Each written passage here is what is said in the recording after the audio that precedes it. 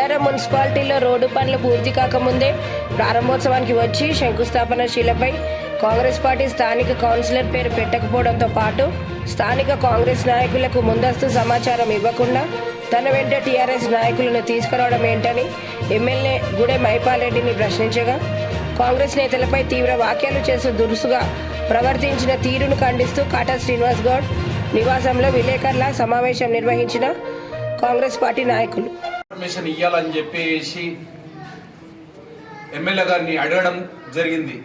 ఆయనతో పాటు బీఆర్ఎస్ కౌన్సిలర్లను పెట్టుకునేసి ఇనాగ్రేషన్లు చేస్తుంటే మా కౌన్సిలర్లు కూడా ఉన్నారు కాబట్టి మా కౌన్సిలర్లతోటి కూడా మీరు ఇనాగ్రేషన్ చేపియాలంటని చెప్పేసి మేము నిలదీయడానికి వెళ్ళిన సందర్భంలో అక్కడ బోర్డుల శిలాపలకల మీద గతంలో 2021, 22, 23 సంవత్సరంలో మరి అక్కడ రోజారాణి అనే ఉన్నది. మరి ఆమె వేసిన అఫిడవిట్లో కూడా రోజారాణి అని ఉన్నది. శిలాపలకల మీద రోజా బాలరెడ్డి అంటని చెప్పేసి పెట్టుకున్నాడు. అది ఎందుకు పెట్టుకున్నావు అంటని చెప్పేసి మేము అడగడానికి వెళ్తే గుండాలు, బీఆర్ఎస్ గుండాలు మా మీదికి హత్యా ప్రయత్నం చేయడానికి వాళ్ళు ఉసగొట్టిన ఎమ్మెల్యేకు గుణపాఠం చెప్పడానికి ఆయన ఒక గుండాలలాగా ప్రవర్తన చేస్తుండ్రు. ఆయన ఒక జెడ్పీటీసీ బాలరెడ్డి ఆయన అన్పార్లమెంట్ లాంగ్వేజ్లో తిట్టడం చాలా బాధాకరం. మా కార్యకర్తలను నన్ను దూషించడం చాలా బాధాకరం. ఈ తిట్టడం వల్ల మేము ఆల్రెడీ కంప్లైంట్ ఇచ్చినాం, డిఎస్పీ గారికి ఇచ్చినాం, ఎస్పీ గారికి ఇచ్చినాం. మరి ఈ దానిపైన చర్య తీసుకోవాలి. తీసుకునేసి మా ప్రాణ భయం ఉన్నది కాబట్టి తక్షణమే మాకు క్షమాపణ చెప్పాలంటని చెప్పేసి మేము కోరుకుంటున్నాం. అన్నా అందరికి ఈరోజు బొల్లారంలో మరి ఇనాగ్రేషన్ గురించి ఎమ్మెల్యే గారు వచ్చి మరి ఏదైతే వచ్చిండో మరి ఇనాగ్రేషన్ గురించి ప్రోగ్రామ్ ఫిక్స్ చేసినప్పుడు ఆ డేట్ ఫిక్స్ చేసినప్పుడు మాకు ఎలాంటి ఇంటిమేషన్ లేదు. మేము ఒక కౌన్సిలర్, మాకు కూడా పుటకాలు ఉంటుంది కదా. మరి కాంగ్రెస్ పార్టీలో నిడిచిపెట్టి బీఆర్ఎస్లో దగ్గర పెట్టుకొని పక్క కూర్చుని పెట్టుకొని అక్కడ రోజారాని కూడా కాదు, చైర్మన్ కూడా కాదు, అలా భర్తను పక్క పెట్టుకొని దారుణంగా డేట్ ఫిక్స్ చేసేసి మాకు తర్వాత రేపు ప్రోగ్రామ్ అనగా ఫోన్లు చేసడము ఎంతవరకు కరెక్ట్, ఇది ఎంతవరకు సమంజసం. మరి ఈయన ఏ పార్టీలో ఉన్నాడో తెలుసుకోవాలి. అసలు కాంగ్రెస్లో ఉన్నాడా, బీఆర్ఎస్లో ఉన్నాడా?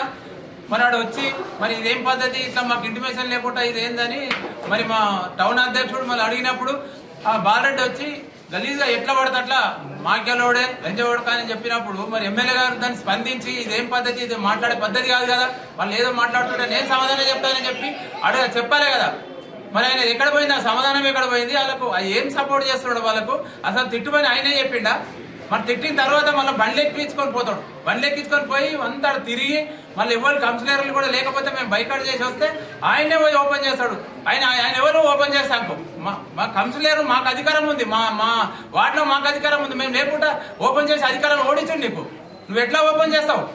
ఆయన బండ్లు ఎక్కించుకొని ఎట్లా తిరుగుతావు? ఆయన ఇంట్లో పోయి తింటావు, ఆయన ఇంట్లో పోయి తింటావు, భోజనం చేస్తావు, ఆయన ఎక్కించుకొని తిరుగుతావు, మళ్ళీ నాది కాంగ్రెస్ పార్టీ అంటావు. ఎక్కడనేది కాంగ్రెస్ పార్టీ? మరి అధిష్టానం గుర్తించి అధిష్టానం ఆయన మీద చర్య తీసుకోవాలి. కాంగ్రెస్ పార్టీ కార్యకర్తలు ఇట్లా చేస్తే మాత్రం బతకరు, అలా ఉనికి కూడా ఉండాలి. భవిష్యత్తులో చాలా కష్టమవుతుంది. ఆయన ఇష్టం వచ్చినట్టు ఆఫీసర్లను పెట్టుకొని ఇష్టం వచ్చినట్టు చేసుకుంటా మరి కాంగ్రెస్ పార్టీ కార్యకర్తలను దొక్కేస్తుంటే మరి అధిష్టానం దీని మీద స్పందించి మరి చర్యలు తీసుకోకపోతే చాలా కష్టం అవుతుంది.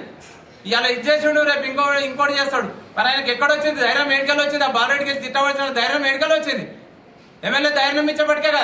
ఎమ్మెల్యే ఎందుకు బెదిరియాడు? ఆయన ఎందుకు అడిగాడు? ఎందుకు మందలించాడు? అట్లా ఎట్లా మాట్లాడుతున్నావా? ఎమ్మెల్యే అన్నప్పుడు ఏదైనా ఇబ్బంది ఉన్నప్పుడు నన్ను అడుగుతారు, అడిగినప్పుడు సమాధానం చెప్పే బాధ్యత నాకున్నది. నువ్వేంది మధ్యలోకి వచ్చి మాట్లాడుతావు, నీకేం అధికారం ఉందని అన్నాడా? అనలేడంటే వాళ్ళకి అధికారం ఇచ్చినట్టే, వాళ్ళకి ఈయననే అవకాశం ఇచ్చినట్టు కదా, ఆ ధైర్యం ఈయనతోనే వచ్చినట్టు కదా. మరి ఏం రాజకీయం చేస్తున్నావు నువ్వు? కాంగ్రెస్ పార్టీని ఉంచవా?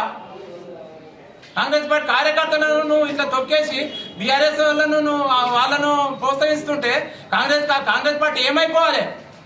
కాంగ్రెస్ పార్టీ కార్యకర్తలు ఎన్ని రోజులు కష్టపడి మళ్ళీ వాళ్ళ ఉనికి ఏమైపోవాలి? నువ్వు దీన్ని ఆలోచించి ఇన్నుంటావా తెలుసుకొని నువ్వు ఎన్నో ఒక దాని నుండి పోరాటం చేసుకో. ఇన్నున్నావా అన్నున్నావా తెలియదు. ఇన్నుండుకుంటే కాంగ్రెస్ పార్టీ కార్యకర్తలను అనౌన్స్ చేసి మరి బీఆర్ఎస్ వాళ్ళను సంకలేసుకొని తిరుగుతున్నాం అంటే ఏంది మరి? నేను ముఖ్యంగా దీని అధిష్టానం ఆలోచించి దీని మీద స్పందించి మరి కాంగ్రెస్ పార్టీ కార్యకర్తలు కావాలన్నా ఆయన కావాలన్నా ఏది కావాలన్నా తేల్చుకుంటేనే కాంగ్రెస్ పార్టీ ఉనికి ఉంటుంది అని చెప్పేసి కూడా నేను డిమాండ్ చేస్తా ఉన్నా. బొల్లారంలో జరిగిన సంఘటన ఎంతో దురదృష్టకరం. ఇది ఒక బ్లాక్ కాంగ్రెస్ ప్రెసిడెంట్గా నేను తీవ్రంగా ఖండిస్తున్నా. ఏదైతే ఈరోజు మన ఎమ్మెల్యే గారు మన టౌన్ ప్రెసిడెంట్ జైపాల్ రెడ్డి గారికి చెప్పకుండా, మన పెద్దలు గౌరవనీయులు చంద్రారెడ్డి గారికి కూడా చెప్పకుండా ఈరోజు బొల్లారం రావటం నిజంగా దురదృష్టకరం. ఎందుకంటే కాంగ్రెస్ పార్టీ 10 సంవత్సరాల నుంచి కాంగ్రెస్ పార్టీ కష్టపడుతున్నటువంటి కార్యకర్తలకు చెప్పకుండా ఒక టీఆర్ఎస్ నాయకులకు చెప్పి, టీఆర్ఎస్ నాయకుడు నిజంగా ఈరోజు పొద్దున చూస్తుంటే బాలరెడ్డి గారు ఏమ్రా మాఖ్యలోడే అనే స్థాయికి వచ్చిండు. ఒక టీఆర్ఎస్ పార్టీ ఒక కాంగ్రెస్ పార్టీ కార్యకర్తల్ని మన కాంగ్రెస్ పార్టీ అధిష్టాన వర్గం ఏం చేస్తున్నది? మన ఎమ్మెల్యే గారు అంత పెద్ద మాట్లాడినప్పుడు మళ్ళీ ఆన్ని నువ్వు కౌంటర్ ఇస్తావా, లేకపోతే ఆయన సపోర్ట్ చేసుకొని కార్లలో తీసుకొని పోతావా? ఎక్కడ పోతున్నావు నువ్వు అసలు? నిజంగా నువ్వు ఎమ్మెల్యే గారివి కాంగ్రెస్ పార్టీకి వచ్చి కాంగ్రెస్ పార్టీ ఉద్ధరిస్తామని అనుకుంటే ఈరోజు కాంగ్రెస్ పార్టీ సర్వనాశనం చేసి పడేస్తున్నావు. టీఆర్ఎస్ పార్టీ కొడుకులు నింబడేసుకుంటున్నావు. కాంగ్రెస్ పార్టీకి వచ్చినావు. ఒక రేవంత్ రెడ్డి నీకు కనువ కప్పిండు. కాంగ్రెస్ పార్టీ ఇజ్జత్ కాపాడు. టీఆర్ఎస్ పార్టీ కొడుకులను ఇజ్జత్ కాపాడుతున్నావు. నువ్వు ఎక్కడొచ్చినావు? నువ్వు ఏమనుకుంటున్నావు? గుండాయిజమా, రౌడీజమా? ఎవరిని భయపెట్టిస్తున్నావు? ఇది నడవది. ఎమ్మెల్యే గారు కార్యకర్తలు ఊకోరు. దయచేసి ఆలోచన చేయండి. 3 సార్లు గెలిచినందుకు మేము గౌరవిస్తున్నాం.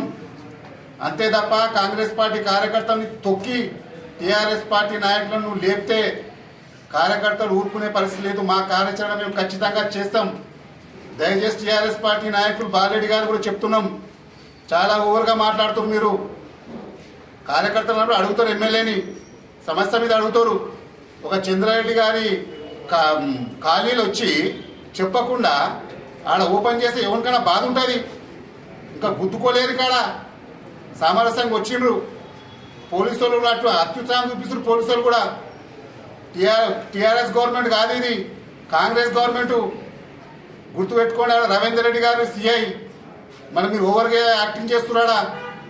ఆడ కార్యకర్తను మాట్లాడుతుంటే నువ్వు నూకేస్తున్నావు కార్యకర్తని.